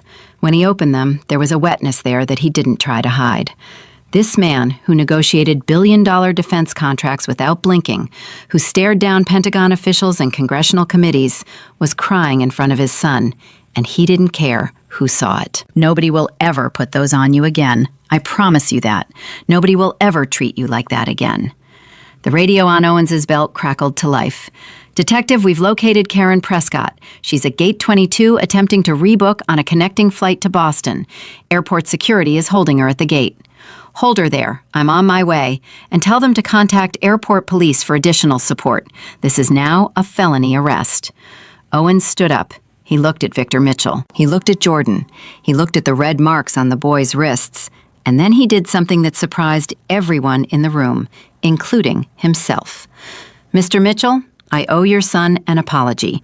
I should have investigated more thoroughly before taking custodial action. I'm sorry, Jordan. I let you down today." Jordan stared at the detective for a long time. This was the man who had put handcuffs on him, the man who had walked him off a plane in front of passengers who thought he was a criminal, the man who had left him alone in a room while his whole world fell apart. "Thank you for saying sorry," Jordan said quietly, "but saying sorry doesn't make the hurt go away." Owens nodded. He had nothing to add to that, because the boy was right. Sorry doesn't erase trauma. Sorry doesn't undo handcuffs. Sorry doesn't give a 9-year-old back the feeling of safety that was stolen from him at 30,000 feet. He left the room and headed toward Gate 22. Karen Prescott was sitting in a plastic chair near the boarding area when she saw Detective Owens coming toward her, flanked by 2 airport security officers. She smiled. She actually smiled, because she still thought she was the victim. She still thought the detective was coming to update her on the case against the little boy she'd framed. "Detective, any news? Did he confess? I hope they're contacting his parents. I really think this is a case of..." "Karen Prescott, please stand up." Something in his tone made her smile falter. "What's going on?" "Stand up, ma'am. Now." She stood. Her legs were slightly unsteady. "Detective, what is this about? I'm the one who reported the theft. I'm the victim here." "Karen Prescott, you are under arrest for filing a false police report, evidence tampering, child endangerment, and federal charges related to interference with air transportation." The words hit her like individual bullets. Each charge landed separately, each one heavier than the last. Her mouth opened, but nothing came out. Her face went white, then gray, then a shade of green that matched the nausea clearly rising in her stomach. "That's impossible. You can't arrest me. I didn't do anything wrong. That boy stole my phone. Everyone saw it." "Ma'am, a federal air marshal on your flight recorded you planting a prepaid phone in a 9-year-old child's backpack. The video is clear. The evidence is conclusive. Turn around and place your hands behind your back. No, this is a mistake. There must be some misunderstanding. I would never do something like that. Who is this air marshal? I want to see the video. This is fabricated. Someone is framing me. Ma'am, turn around, hands behind your back. I will not ask again. Karen's eyes darted around the gate area. Passengers waiting for their flights were staring. Some had their phones out. She was being recorded from multiple angles by strangers who had no idea what was happening, but knew it was dramatic enough to capture. "You don't understand," she said, and now her voice was cracking, the performance falling apart, the real Karen Prescott emerging from behind the mask she'd worn all day. "I'm a sales director at Mitchell Dynamics. I'm on my way to an important conference. I can't be arrested. This will ruin my career. Please, can we just talk about this? I'm sure we can work something out." Mitchell Dynamics. Owens repeated the name. And now he understood the look that had crossed Victor Mitchell's face when he'd heard Karen's name. "Ma'am, do you know who Victor Mitchell is?" "Of course I know who Victor Mitchell is. He's the CEO of my company. What does that have to do with anything?" "The child you framed for theft. The 9-year-old boy you planted evidence on. The kid you had me put in handcuffs." Owens paused, letting each phrase sink in like a blade. "That's his son." Karen Prescott's knees buckled. She didn't faint, but she came close. Her hand shot out and grabbed the back of the nearest chair. Her face cycled through emotions so fast, they blurred together. Confusion, denial, recognition, horror, and finally, the total, absolute, catastrophic understanding of what she had done. She had framed her boss's son. She had physically assaulted her billionaire CEO's 9-year-old child. She had orchestrated a mob against the boy and gotten him arrested on a commercial flight in front of dozens of witnesses, many of whom had recorded the entire thing. "Oh, God," she whispered. "Oh, my God." "Turn around, ma'am. Hands behind your back." Please, you have to listen to me. I didn't know who he was. This changes everything. If you had known he was a billionaire's son, you wouldn't have done it? Is that what you're telling me? You're saying you would have framed him if he was just a regular black kid with nobody powerful to protect him? Karen opened her mouth, closed it, opened it again. The trap she'd walked into was so perfect, so complete, that there was literally nothing she could say that wouldn't make it worse. Owens turned her around and placed the handcuffs on her wrists. The same click, the same cold metal, the same feeling of absolute helplessness that Jordan Mitchell had experienced 2 hours earlier in that same airport. You have the right to remain silent. Anything you say can and will be used against you in a court of law. You have the right to an attorney. If you cannot afford an attorney, one will be appointed for you. Karen Prescott, former sales director of Mitchell Dynamics, began to cry. Not the performative tears she had used on the plane. Real tears. The kind that come when you realize your life as you knew it is over, and you have nobody to blame but yourself. As Owens led her away from Gate 22, every phone in the area was pointed at her face. Every camera captured her mascara running. Every video recorded the exact moment her manufactured victimhood collapsed into genuine consequence. And back in the security wing, in a room that still smelled like fear and cleaning products, Jordan Mitchell sat on his father's lap with his head against his chest, listening to the steady beat of Victor's heart and counting the rhythm. 1, 2, 3, 4. 1, 2, 3, 4. It wasn't prime numbers. It was something better. It was the heartbeat of the person who would always believe him, always protect him, always come for him, no matter how far away he was or how loud the liars screamed. Agent Derek Hayes stood in the corner of the room, typing his official incident report on his phone. He paused and looked at the father holding his son. He had seen a lot of things in 15 years of federal service: bomb threats, hijacking attempts, air rage incidents that required physical intervention. But he had never seen anything as purely evil as what Karen Prescott had done to that child. And he had never seen anything as purely good as the way Victor Mitchell held his boy and promised him that the world could still be trusted, even when it had given him every reason to believe otherwise. Victor didn't let go of Jordan for 11 minutes. He sat in that plastic chair in the airport security room, holding his son against his chest.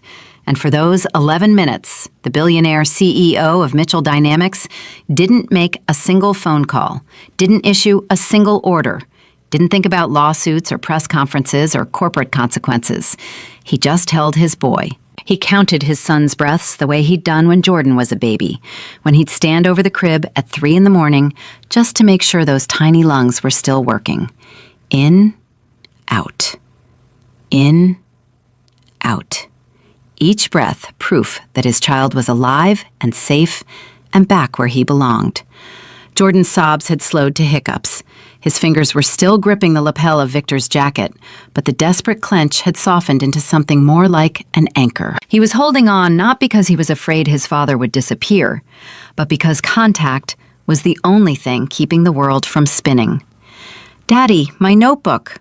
"What about it, son?" "She ripped it. The lady. She grabbed it out of my hands and ripped it in half. All my topology work was in there. 3 weeks of problems. She just tore it up." Victor's jaw tightened. He'd seen the torn notebook. He'd seen the Band-Aid on Jordan's arm. He'd seen the red marks from the handcuffs. But hearing his son describe it, hearing the specific loss that mattered most to a 9-year-old mathematician, that hit differently. Karen Prescott hadn't just attacked his child's body, she'd attacked his mind. She'd destroyed the thing he loved most. "We'll get you a new notebook. We'll redo every problem." "It won't be the same. I had notes in the margins, ideas. I was working on a new approach to the Riemann mapping theorem. I had something, Daddy. I could feel it." And she just ripped it. David Rosenberg stepped forward quietly. "Mr. Mitchell, I'm sorry to interrupt, but there are some time-sensitive matters we need to address." Victor kissed the top of Jordan's head. "Give me 2 minutes. Sir, the passengers from Flight 512 are being held in a separate area of the terminal for statements. The airline has grounded the flight pending investigation. Several of the passengers are asking to leave and becoming agitated. We need to decide how we want to handle that situation before anyone walks out of this airport." Victor looked at Margaret Chen. "Nobody leaves." "I'll coordinate with airport police," Margaret said. "We'll need formal statements from every first-class passenger. Anyone who participated in the harassment, the accusations, or the mob behavior toward Jordan is a potential defendant in our civil action. Every single one of them." "Understood."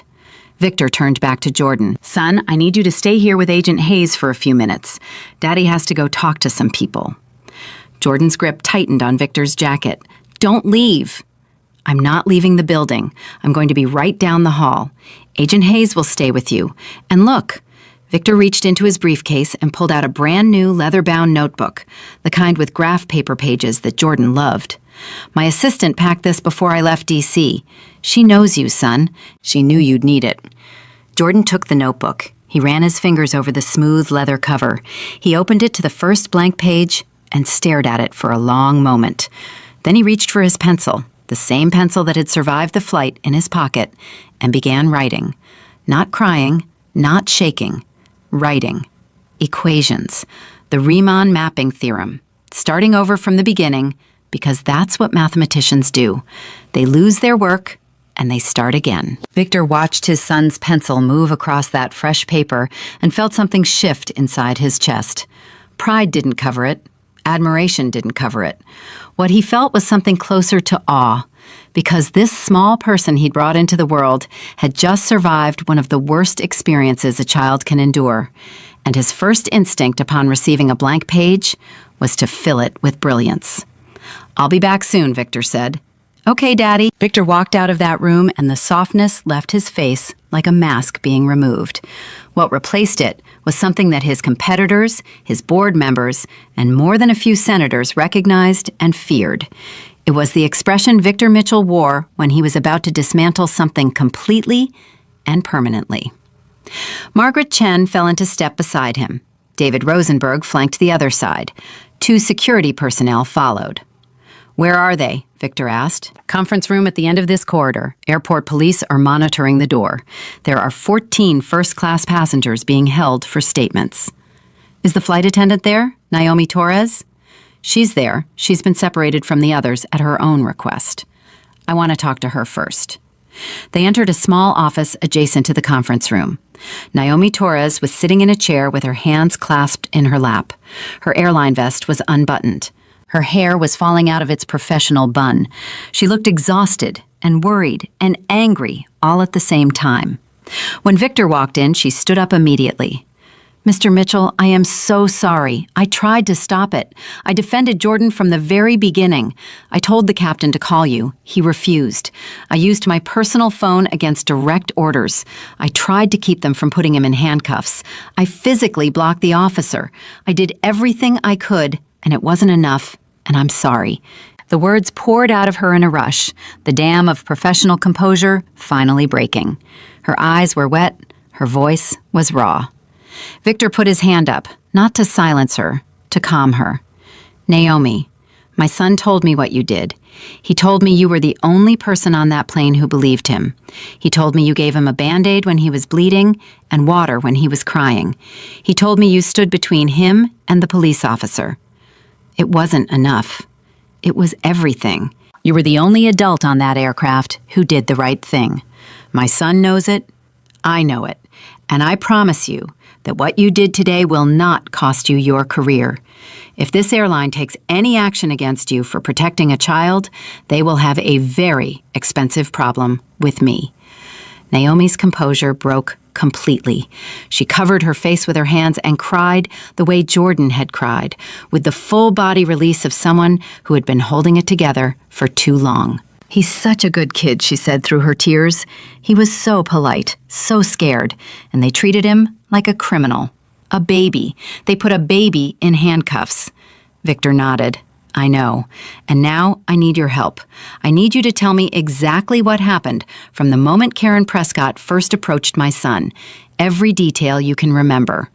Naomi wiped her eyes and straightened her posture. "Everything? Everything." She told him, from the first confrontation at Seat 1A, from Karen's demand that Jordan be moved, from the escalating racial comments disguised as concern, from the way she worked the cabin, turning passenger after passenger against a child, from the stumble that Naomi had thought was clumsy, but now understood was calculated, from the planted phone, from the mob eruption, from the emergency landing call, from every single moment that had transformed a routine flight into the worst day of a child's life. Victor listened without interrupting. His expression didn't change. His body didn't move. He absorbed every word the way a general absorbs a battlefield report, cataloging every failure, every enemy action, every position that needed to be addressed. When Naomi finished, Victor asked one question. "The passengers who supported Karen, who participated in the accusations, who called my son a thief, how many of them actually witnessed anything, and how many simply followed the crowd?" Naomi thought carefully. Harold Bishop in 2C was the first to agree with Karen. He encouraged Jordan to open his bag. He told the police he saw the phone fall out. Tanya Green in 2A recorded parts of it, but she also pressured Jordan to submit to a search. There was a man in row 4, I don't know his name, who shouted for Jordan's arrest, and at least 5 or 6 others who made comments, demanded the plane land, or actively cheered when Jordan was taken off in handcuffs. They cheered. Yes, sir. When the police walked him off the plane, several passengers clapped. Victor closed his eyes for exactly 3 seconds. When he opened them, the decision had been made. "I want to address them, all of them, right now." Margaret Chen stepped forward. "Victor, I need to advise caution. Anything said in that room could become part of the legal record." "Good. I want it on the record." They walked to the conference room. Victor's security team opened the door. Inside, 14 passengers sat in various states of discomfort, anxiety, and irritation. Some were on their phones trying to rebook flights. Others were talking quietly among themselves. Harold Bishop sat in the corner with his arms crossed, looking like a man who had already begun to realize his role in this story was not the one he'd imagined. Tanya Green was staring at her phone screen, scrolling through the footage she'd recorded, her expression shifting as she rewatched events through new eyes. When Victor Mitchell walked in, flanked by attorneys and security, the room went dead silent. Not because they recognized him, not yet, but because the energy he brought through that door was unlike anything these people had felt before. It was the energy of reckoning. My name is Victor Mitchell. I am the CEO of Mitchell Dynamics. The 9-year-old boy who was removed from Flight 512 in handcuffs is my son. Harold Bishop's face lost all color.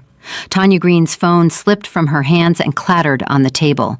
The man from row 4, whose name turned out to be Gary Thornton, a 53-year-old car dealership owner from Pasadena, muttered a word that shouldn't be repeated. My son Jordan is a mathematical prodigy. He is the youngest person ever admitted to MIT's Advanced Mathematics Research Program. He was traveling to Boston to begin that program. Instead, he was racially profiled, physically assaulted, framed for theft, publicly humiliated, and arrested in front of all of you. He is 9 years old. Nobody spoke. Nobody moved. The woman who orchestrated this, Karen Prescott, has been arrested and is facing multiple felony charges. A federal air marshal on your flight recorded her planting the phone in my son's backpack. The evidence is irrefutable. She is a criminal, but she didn't act alone. Victor's eyes moved slowly across the room, making contact with each person individually. She needed an audience. She needed supporters. She needed people who were willing to believe that a black child in first class must be a criminal. And she found them in this room. Every single person who repeated her accusations, who demanded my son be searched, who cheered when he was arrested, who turned a 9-year-old into a villain based on nothing but the color of his skin and the word of a stranger. You were her accomplices. Harold Bishop stood up. His face was pale and his voice was shaking. Mr. Mitchell, I need to say something. I need to apologize. I was wrong. I should have seen through her manipulation. I'm a retired attorney. I spent 40 years evaluating evidence and testimony, and I failed completely today. I looked at your son and I made assumptions that had nothing to do with evidence and everything to do with my own biases. I am deeply, profoundly ashamed. Are you ashamed because you were wrong? Or are you ashamed because you found out his father is a billionaire? The question hit Harold like a physical blow. He opened his mouth, closed it, opened it again. I want to believe it's the former, but I owe you the honesty of admitting that I'm not entirely sure. Victor stared at Harold for a long moment. That answer, the painful honesty of it, earned the old man a fraction of respect. Just a fraction. Sit down, Mr. Bishop. Tanya Green raised her hand like she was back in school. Mr. Mitchell, I recorded parts of what happened. I want you to know that I've already deleted the videos of your son being accused and arrested. I should never have recorded a child in that situation. I'm sorry. Did you record Karen Prescott planting the phone? Tanya's face fell. No, I wasn't looking at that moment. But you were looking when a phone fell out of a 9-year-old's bag. You were looking when adults screamed at a child. You were recording when my son was crying and begging for help.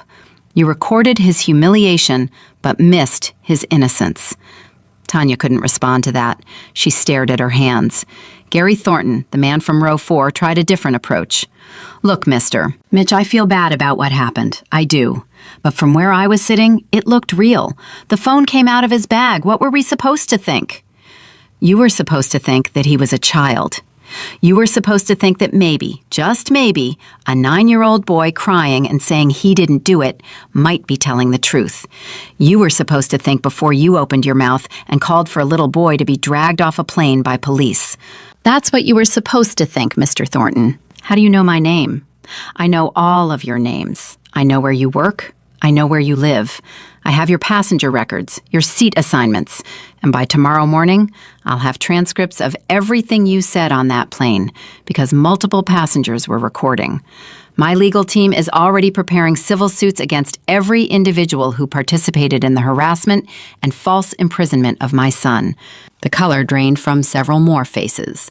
Gary Thornton sat back in his chair like he'd been pushed. Mr. Mitchell, a woman in the back of the room stood up. Her name was Patricia Calloway, a 58-year-old school principal from San Diego. She had been quiet during the flight, not one of the loud voices, but she hadn't defended Jordan either. I need you to know that I didn't say anything against your son. I didn't call him names or demand his arrest. Did you defend him? Patricia hesitated. No. Did you stand up and say this is wrong? Did you tell the other passengers to stop? Did you offer comfort to a terrified child? Did you do anything at all? No, sir, I didn't. Then you are as guilty as the rest of them, Mrs. Calloway. Silence in the face of injustice is participation. You are a school principal. You are responsible for children every single day. And when a child on your flight was being brutalized by adults, you sat in your seat and watched. Patricia Calloway sat down slowly, tears running down her face. Margaret Chen took over. Her voice was clinical, precise, and devastating. I want everyone in this room to understand the legal reality of your situation. Each of you may be named as a defendant in civil proceedings related to the false imprisonment, defamation, and intentional infliction of emotional distress against a minor. Those of you who made specific accusations, who encouraged police action, or who physically participated in confronting the child face the most significant exposure. But even those who simply added to the hostile environment through verbal encouragement or passive support may be held liable under joint tortfeasor statutes. What does that mean in English? Gary Thornton asked. It means you might want to get a lawyer, Mr. Thornton. A good one. The room erupted. Multiple people started talking at once. Questions, denials, explanations, excuses. Harold Bishop was trying to explain that he had legal expertise and understood the nuances. Tanya Green was asking if deleting her videos would affect her case. Gary Thornton was insisting that he was just reacting to what he saw. Patricia Calloway was crying silently. Two passengers in the back whose names hadn't been mentioned yet were frantically Googling Victor Mitchell on their phones and turning progressively more terrified as they realized exactly how powerful the man standing in front of them actually was. Victor let the chaos run for exactly 30 seconds. Then he raised his hand, and the room went silent again. I'm not a vindictive man. I didn't build a $12 billion company by wasting resources on revenge. But I am a father. And what was done to my son today was not just wrong. It was evil. It was calculated, racist evil. And every person in this room either participated in it or allowed it to happen. I don't know yet what my legal team will ultimately recommend, but I want each of you to go home tonight and think about what you did today. I want you to picture my son's face. I want you to remember the sound of a 9-year-old boy crying and begging you to believe him. And I want you to ask yourself whether the person you were on that plane is the person you want to be for the rest of your life. He turned to leave. Then he stopped. He turned back. One more thing. Karen Prescott works for my company. Or she did until 30 minutes ago. She was a sales director who was about to lose her job because of poor performance. Her desperation and her racism led her to do what she did today. But she couldn't have done it without you. Every single one of you who nodded along, who echoed her words, who added your voices to her lies, you gave her power. You made her believe she was right. Without you, she was just one angry woman on a plane. With you, she was a mob. Think about that. Victor Mitchell walked out of the conference room. His security team followed. Margaret Chen and David Rosenberg remained to collect statements and distribute legal notice cards. Back in the small office, Naomi Torres was waiting. She had heard everything through the open door. Mr. Mitchell, what happens to them now? That depends on them. If they cooperate with the investigation, if they're honest in their statements, if they show genuine accountability, we'll take that into consideration. If they lawyer up and try to rewrite history, they'll find out exactly how many resources I'm willing to deploy to protect my son. Naomi nodded. Then she asked the question that had been burning in her chest since the moment Karen first approached Seat 1A. Why do you think she did it? Karen, why would anyone do something like that to a child? Victor was quiet for a moment. Because she looked at my son and saw a target, not a person. Because in her mind, a black child in first class was an impossibility, an error that needed to be corrected. She didn't see his intelligence. She didn't see his kindness. She didn't see his humanity. She saw his skin and made her decision in that first second. Everything after that was just execution. It's not right. No, it's not. But it's real. And the only way to fight it is to make sure that every time it happens, there are consequences so severe that the next person thinks twice. Victor's phone buzzed. He looked at the screen. His expression changed, softened, broke open into something that looked almost like wonder. "What is it?" Naomi asked. Victor turned the phone around. On the screen was a text message from his assistant. "MIT just called. They've been following the news. The president of MIT wants to personally welcome Jordan when he arrives. Full press conference, standing invitation. They said, and I quote, 'This young man has already demonstrated more character than most of our graduates. We would be honored to have him.'" Naomi covered her mouth. "Oh my God." "She tried to destroy him," Victor said quietly. "And all she did was make the world see what I've always known, that my son is extraordinary." His phone buzzed again. Then again. Then it didn't stop. CNN had the story. Fox News had the story. NBC, CBS, ABC, BBC. Someone in the terminal had already leaked Agent Hayes' body camera footage to social media. The video of Karen planting the phone was everywhere. The video of Jordan being let off the plane in handcuffs was everywhere. And the story was spreading faster than any crisis communications team could have managed. Victor looked at the flood of notifications and made a decision. He called his communications director. "Release a statement, short, simple. My son was targeted because of his race. A federal air marshal captured the truth on video. We will pursue justice to the fullest extent of the law. And Jordan will be at MIT on Thursday as planned because no one's hatred will ever stop his brilliance." He hung up and walked back to the room where his son was waiting. Jordan had filled 6 pages of the new notebook, 6 pages of equations, proofs, and margin notes in the tiny, precise handwriting of a child whose mind moved faster than his hand could write. He looked up when his father entered, and for the first time since that morning, before the flight, before Karen, before the handcuffs, before the worst day of his young life, Jordan Mitchell smiled. "Daddy, I think I figured out the approach to the Riemann mapping theorem, the one from my old notebook. I remembered it. I remembered all of it." Victor sat down next to his son. He looked at the pages of work that he couldn't begin to understand, equations and symbols that might as well have been written in an alien language. But he understood what they meant. They meant his son was unbreakable. They meant that Karen Prescott had ripped his notebook in half, and his mind had simply rebuilt what was lost. "Show me," Victor said. And Jordan did. He explained the theorem the way he always did, with wide eyes and fast hands and a voice that got higher when he was excited. He pointed to variables and drew arrows and said things like, "But here's where it gets really cool, Daddy," about mathematical concepts that had stumped professionals for centuries. Victor didn't understand a word of the math. He understood everything else. 2 floors below them in a holding cell that smelled like disinfectant and regret, Karen Prescott sat alone on a metal bench. Her blazer was wrinkled. Her makeup was ruined.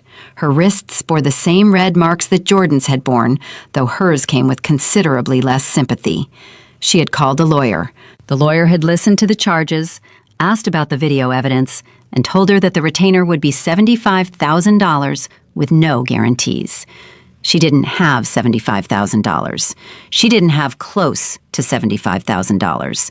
The salary she'd been so desperate to protect by attending that Boston conference wouldn't cover the legal fees for the first month of her defense.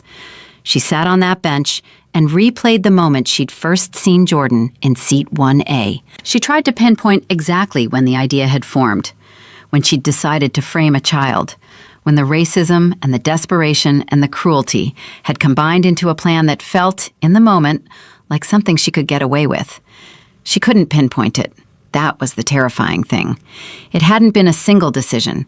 It had been a series of small ones, each one building on the last, each one making the next one easier.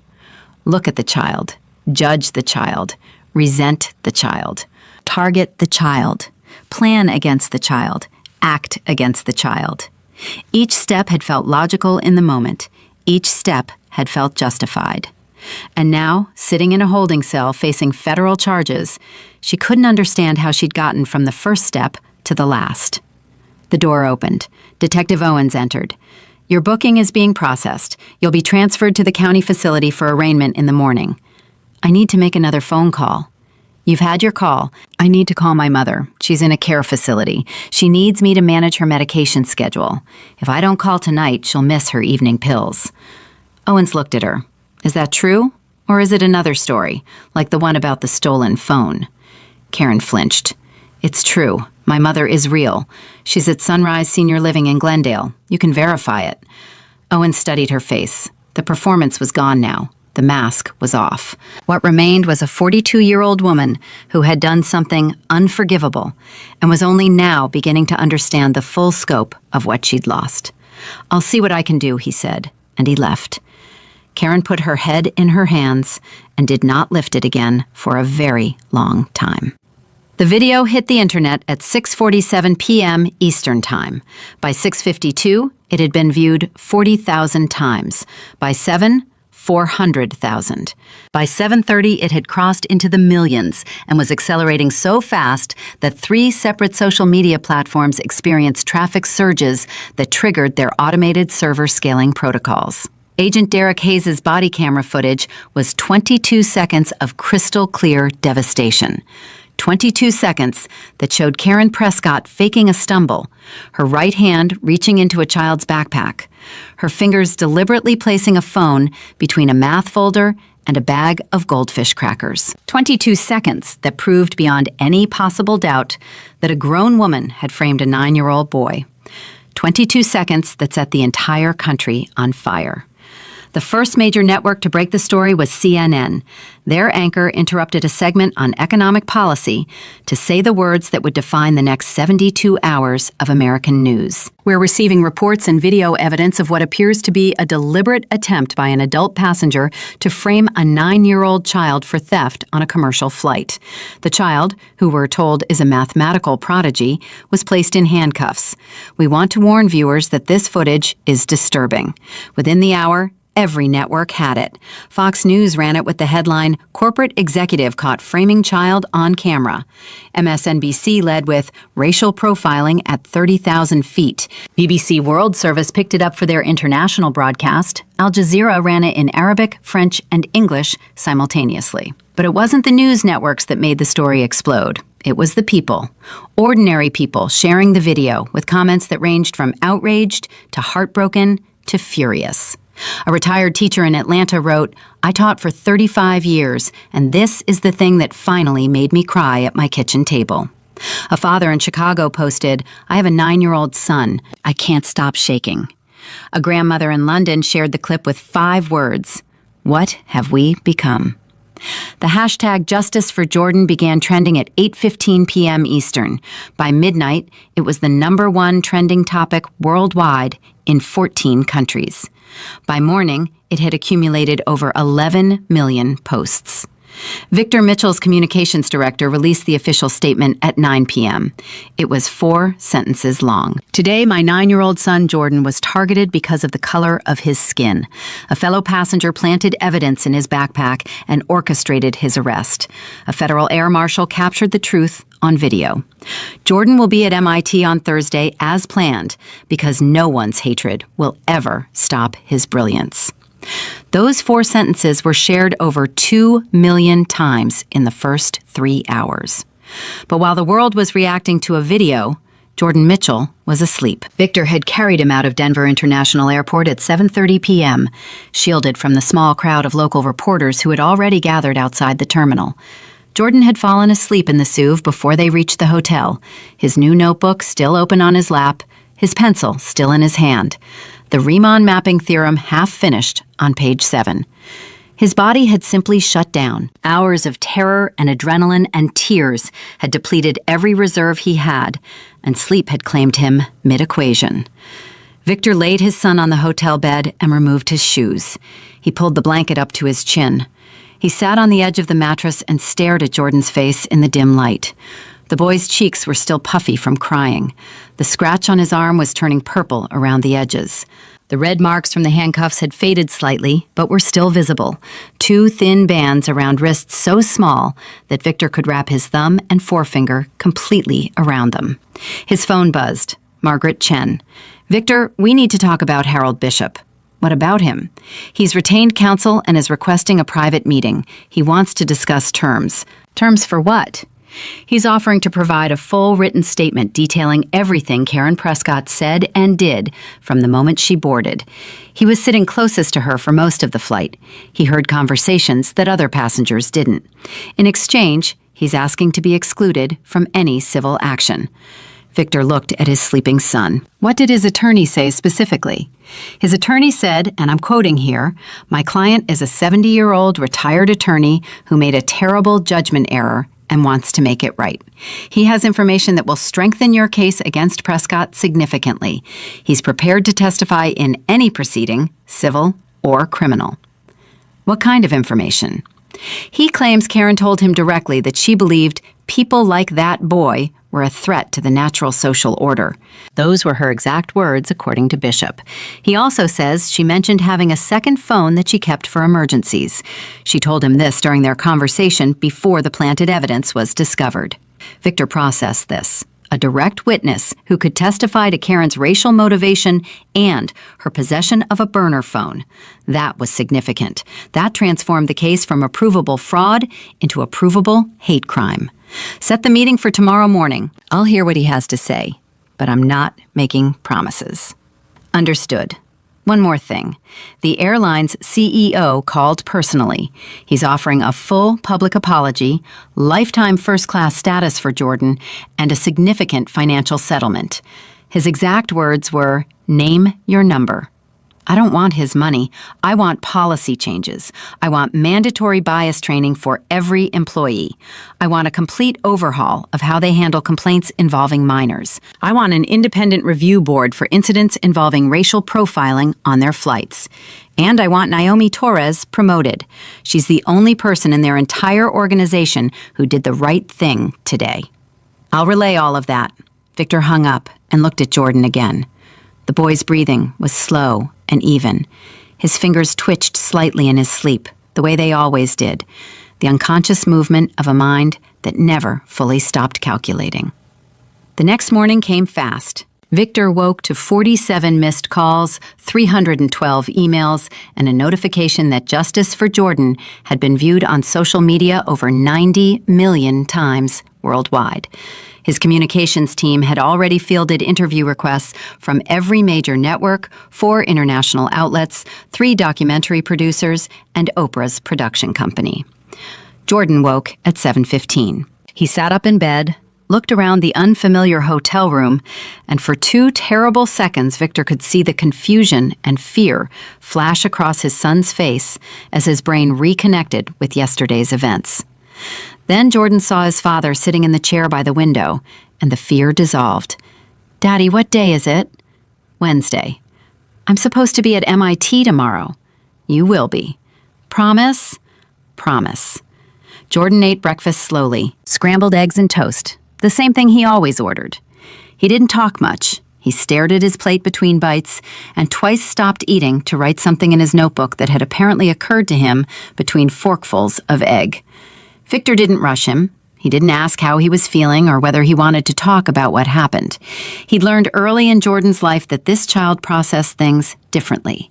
He processed through mathematics. The equations were his therapy. The numbers were his language for things too big for words. At 9 a.m., Harold Bishop arrived at the hotel conference room with his attorney. He was wearing the same suit from the day before, wrinkled now, and he looked like a man who hadn't slept at all. His eyes were red. His hands were unsteady. When Victor walked in, Harold stood up so quickly he knocked his chair backward. "Mr. Mitchell, thank you for seeing me." Victor sat down across from him. Margaret Chen and David Rosenberg flanked him. "Talk." Harold's attorney began. "My client would like to—" "I want to hear it from him," Victor said. "Not from you, from him." Harold swallowed hard. "Mr. Mitchell, I've been a trial lawyer for 40 years. I've spent my career telling myself that I evaluate evidence objectively, that I see facts, not faces, that justice is blind. Yesterday I learned that everything I believed about myself was a lie." He paused. His hands were gripping the edge of the table. "When I looked at your son, I didn't see evidence.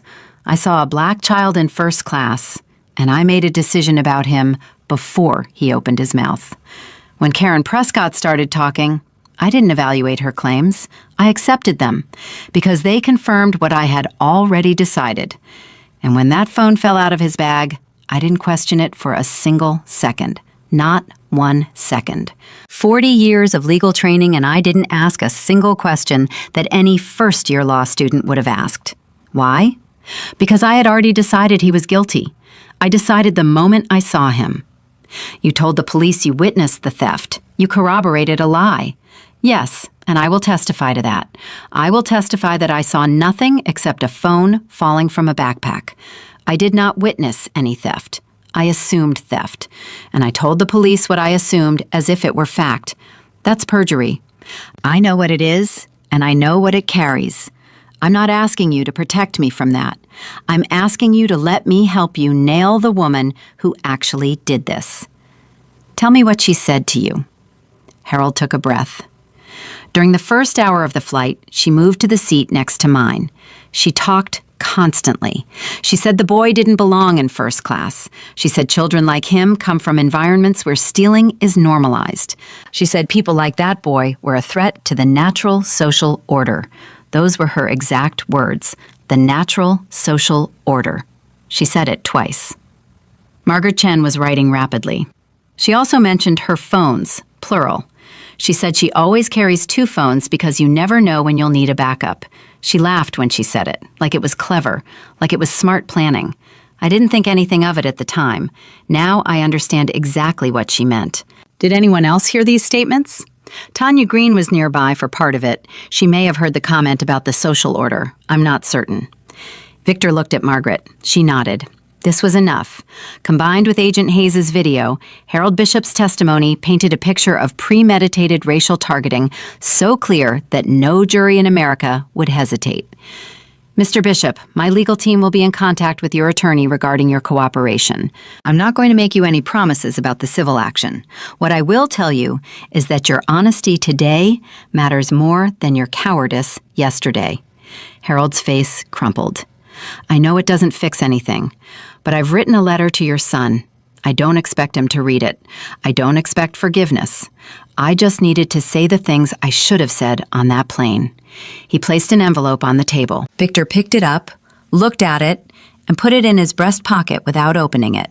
I'll give it to Jordan when he's ready. Harold and his attorney left. The door closed. Margaret Chen looked at Victor. That testimony is devastating for Prescott. With Hayes' video and Bishop's account, she's looking at federal hate crime enhancements on top of everything else. We're talking 7 to 12 years. Good. There's something else. I got a call from the Denver District Attorney's Office this morning. They want to add charges. Assault on a minor, based on the physical confrontation when Prescott ripped Jordan's notebook and caused the injury to his arm. They've reviewed Tanya Green's footage. It clearly shows Prescott making aggressive physical contact with the child. Victor thought about Jordan's words from the night before. She grabbed it out of my hands and ripped it in half. 3 weeks of topology work. The Riemann mapping theorem. A child's life work destroyed by a woman's hatred. Tell the DA we'll cooperate fully. At 2 p.m. that afternoon, Victor and Jordan boarded a private jet from Denver to Boston. Jordan sat by the window with his notebook open. He was quiet for the first 20 minutes of the flight, working through equations, his pencil moving in the steady rhythm that Victor knew as well as his own heartbeat. Then Jordan put his pencil down. Daddy, can I ask you something? Anything. When I'm at MIT, are there going to be people there who think like she did? Who look at me and see something bad? Victor felt his chest tighten. This was the question he'd been dreading. Not because he didn't have an answer, but because the honest answer was one no father wants to give his child. Yes, son, there will be. Jordan nodded slowly. He wasn't surprised. After yesterday, he couldn't be surprised by that answer. How do I handle it? The same way you handled it on that plane. You stayed who you are. You told the truth even when nobody believed you. You didn't become angry or violent or cruel, even when every adult around you was being all three. You held on to your dignity when they tried to take it from you. And when they took your notebook, you got a new one and started over. That's how you handle it. You keep being Jordan. You keep solving problems. You keep being brilliant. And you never, ever let anyone make you believe you don't belong somewhere. What if they put me in handcuffs again? Victor's eyes burned. Then I will come. No matter where you are, no matter how far, I will come. Jordan picked up his pencil. Okay, Daddy. And he went back to his equations. They landed in Boston at 6:30 p.m. Eastern. A car was waiting. Jordan fell asleep again during the drive to Cambridge, his head against his father's shoulder, his notebook clutched to his chest like a teddy bear. Thursday morning arrived clear and bright. Jordan dressed in a new navy polo, pressed khakis, and clean sneakers, the same outfit he'd worn on Flight 512, because his father had called his grandmother and she'd overnighted an identical set. He should walk into MIT looking exactly like himself, she'd said on the phone. Not one thing about that boy needs to change. The welcome at MIT was unlike anything the university had ever arranged for an incoming student. The president of MIT, Dr. Sandra Whitfield, was standing at the entrance to the mathematics building when Jordan and Victor arrived. She was flanked by 12 professors from the mathematics department, all of whom had followed the news, and all of whom had independently asked to be present for this moment. Dr. Whitfield knelt down to Jordan's eye level. Jordan, my name is Sandra. I run this university, and I want you to know something. You belong here. You belong here more than most people who have ever walked through these doors.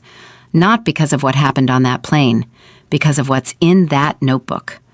Jordan looked up at her. You know about my notebook? I know that you're working on the Riemann mapping theorem. I know that 3 of my professors have reviewed your preliminary work and used words like revolutionary and astonishing. I know that you lost 3 weeks of research when someone destroyed your original notebook, and I know that you reconstructed the entire approach from memory in a single day.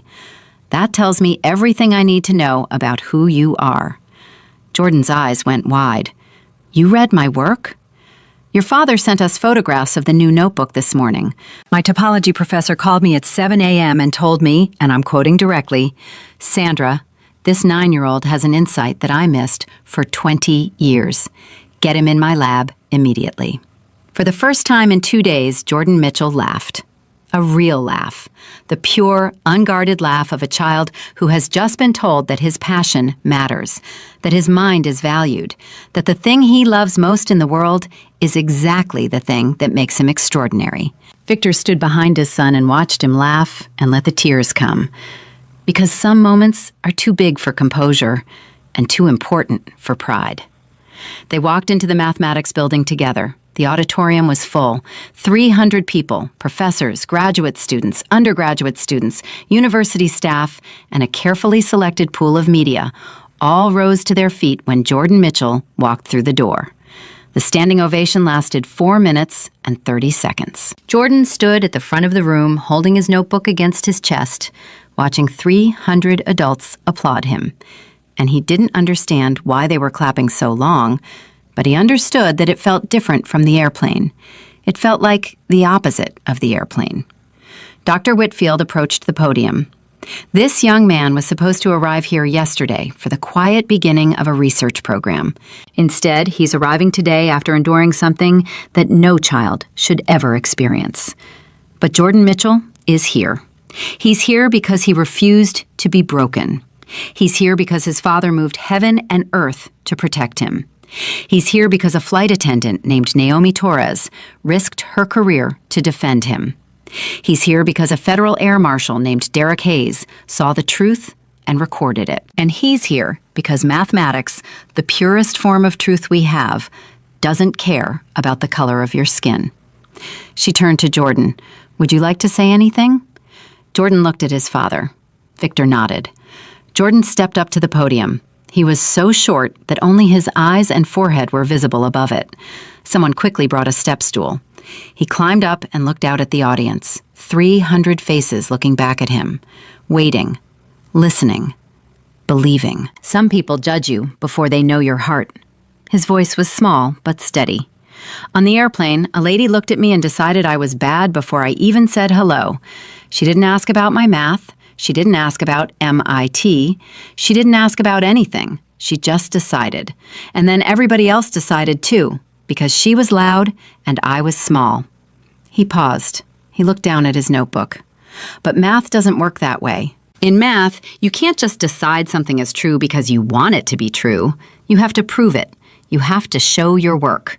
You have to follow the logic wherever it goes, even if it takes you somewhere you didn't expect. That lady didn't show her work. She didn't follow any logic. She just wanted me to be guilty, so she made it happen. 300 people held their breath. My dad says I should forgive her, and I want to. I'm trying to. But I keep remembering how the handcuffs felt. They were cold and tight, and my wrists hurt, and I was so scared. And I keep thinking about other kids like me who don't have a dad like mine, kids who don't have an air marshal watching, kids who get treated the way I got treated, and nobody ever finds out the truth. His voice cracked. He steadied himself. So I forgive her. I do. Because my dad says forgiveness makes you stronger, and holding on to anger makes you smaller. But I also want to make a promise. I'm going to work harder than anybody who's ever been in this program. I'm going to solve problems that nobody else can solve. And I'm going to prove, with my work, with my math, with my brain, that I belong here.